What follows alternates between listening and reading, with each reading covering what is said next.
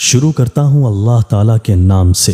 جو بڑا مہربان نہایت رحم والا ہے۔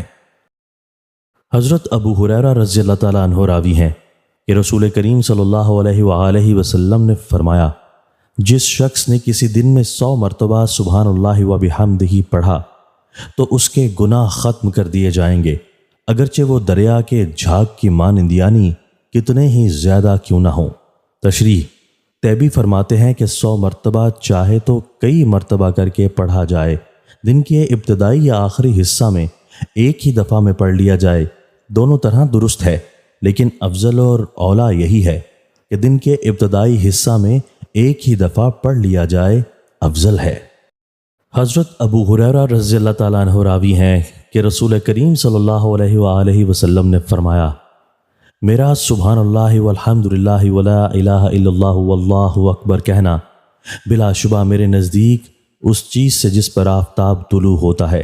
یعنی دنیا اور دنیا کی چیزوں سے زیادہ پسندیدہ ہے۔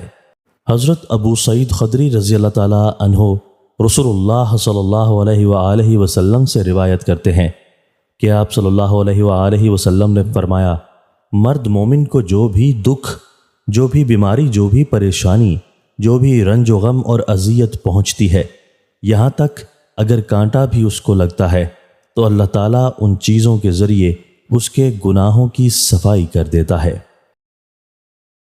دوستو، اللہ تعالیٰ ہمیں ان احادیث مبارکہ پر عمل کرنے اور اپنی زندگیوں کو سنوارنے کی توفیق عطا فرمائے۔